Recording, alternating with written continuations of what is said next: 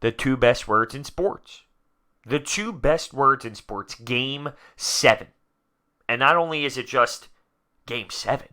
Game 7 to win the Stanley Cup. You dream about this. You dream about this. But let's get into Game 6 here because Boston took care of business. They win 5-1 in Game 6 in St. Louis. If I'm a St. Louis Blues fan, if I'm someone in that locker room right now, I am sick to my stomach. You laid an egg. You laid an egg in a very ridiculous time. You can't do it. It's unacceptable, and it has potential to cost you a Stanley Cup. You're at home. You can't score on the power play. You go, 0 for 4? You have many opportunities. You can't score at all. You can't generate scoring chances. Literally, throughout this game, there weren't many high opportunity chances for the Blues to really get on the board. They weren't good enough. It's that simple. They get frustrated. They start punching people in the face late in the game. They knew it. They were embarrassing today. They really were. They were embarrassing. You can't throw up that type of game when you're up 3-2 and the Stanley Cup's in the building. The Stanley Cup is in your building, and that's how you come out and play. That's how you finish this game. You lose 5-1. I don't understand how you can be at home in the Stanley Cup playoffs and not have home ice advantage. I've never seen a game so piss poor. I've never seen a team so piss poor at home before in my life. Now, I'll counter that by saying on the road they are tremendous, and that's why I'm not writing them off for Game 7, even though I know the TD Garden is going to be electric and dynamite, and Boston has a bunch of swag going right now into that game. I'm still not going to write the Blues off because this series has been so odd and so weird all around, right? And the Blues do win on the road. Listen, I don't know how they are this abysmal at home, but they do win on the road. So we're going to have to wait and see how it plays out. But listen, the Blues allowed the top line for the Bruins to get going. Pasta 2 points. Brad Marchand 2 points. Oh, that's not something you want to see going into Game 7 at the TD Garden. I mean, really, that's the last thing you wanted to do. When you take a look at the Blues D-core, their top D-men, they're -3. I mean, that's just not good enough. I can't believe the Blues threw up that type of stinker. It's truly, one word to describe it, it's embarrassing. It's embarrassing and it's unacceptable. It just can't happen. It can't happen. This is what I know. Tuukka Rask is playing lights out right now. Arguably his best hockey ever. All right? The Bruins just took care of business. They dominated for their fourth goal. So you have the Bruins up 3-0. The Blues get a goal that Tuukka Rask almost makes like an impossible save. They review it. The puck goes over the line. It's 3-1. A couple minutes later, the Blues get creamed in their D zone because of a Boston Bruins forecheck that was executed perfectly, but the Bruins just manhandled the Blues there, kick it out in front. Pasta has extra time, waits for Binnington to commit, and then he puts it top shelf. Like the Bruins just took what they wanted in that play, manhandled whoever they wanted, and executed. Blues. You're fighting for the Stanley Cup at home. That's effort. You're getting outcompeted. It just blows my mind that the Blues allowed that to happen. You got to have a sick feeling in your stomach if you're a St. Louis fan. Sick. You let one slip. Not just hey, you lost an opportunity. No. This could be Stanley Cup difference making, let one slip. Once again, I'm not writing them off for Game 7. I'm going to keep clarifying that. Not writing them off based off of their success on the road. But come on. How do you allow that to happen? Crazy.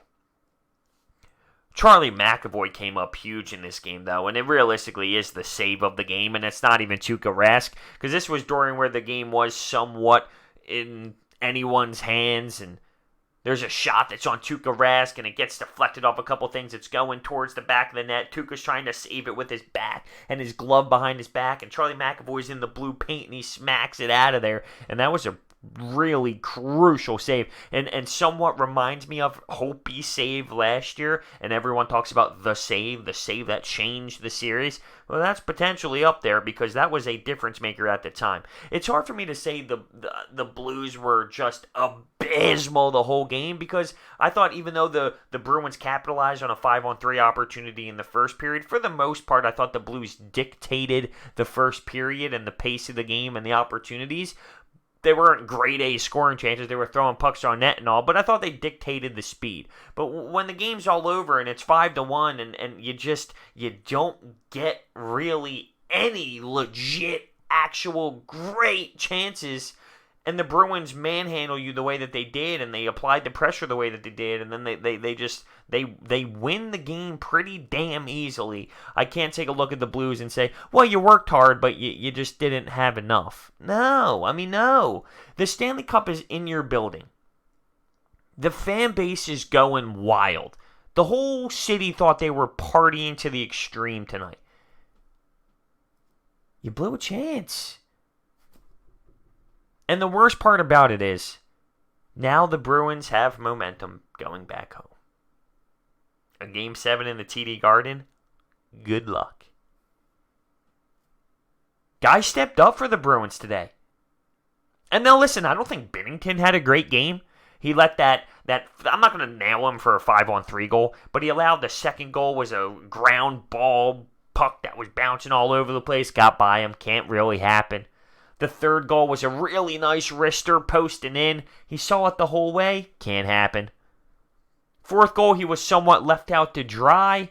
But all around, I don't think Binnington had a strong game. Tuukka Rask clearly outplayed him. Tuukka Rask was outstanding, A-plus material. That's the type of goaltending that wins championships. Tuukka Rask was everywhere. Everywhere. He was, when pucks were getting redirected by his own teammates in front, tracking pucks, very calm with his body. You can see his poise when he's reading the pucks and pushing out towards the blue paint when the puck goes up high. He was locked in, locked and loaded, scrambling, making plays, just confident in his game all around.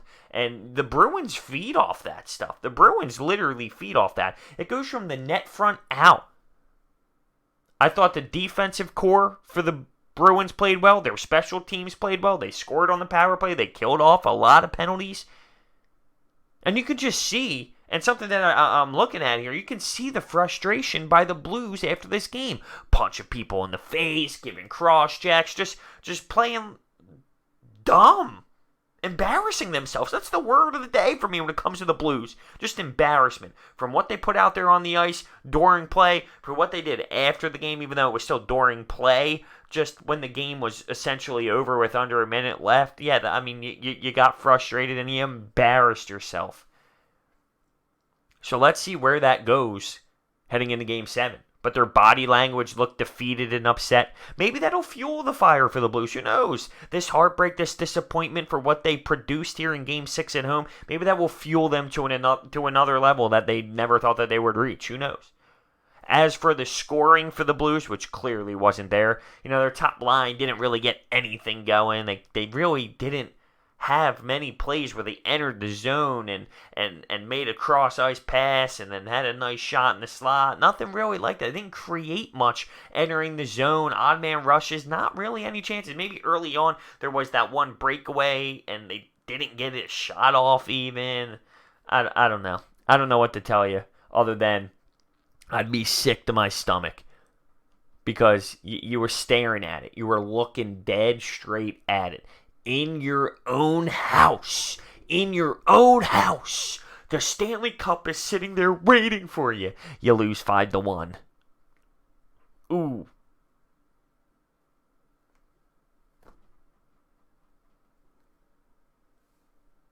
I'm almost speechless. Almost speechless. But I'm excited as a hockey fan. Come on now. Game 7. All or nothing. Go out there and win. You win the cup. Come on. Game 7, Stanley Cup? Stop. I mentioned this plenty of times before. But as an ex-hockey player, and if you've played hockey in your lifetime, this is what you do on your driveway when you're 4 years old and you got a jersey on and you're playing by yourself and you're passing it off the house, and you pass it to yourself, and you're practicing winning the Stanley Cup in Game 7. You're practicing scoring the goal in Game 7. And we're going to see how it all plays out and how it unfolds. Let me know your thoughts down below on Game 6. Let me know what you think about everything that happened in this game. Moving on to Game 7. Wednesday night, Game 7 in Boston. It's going to be a doozy. Thanks for watching.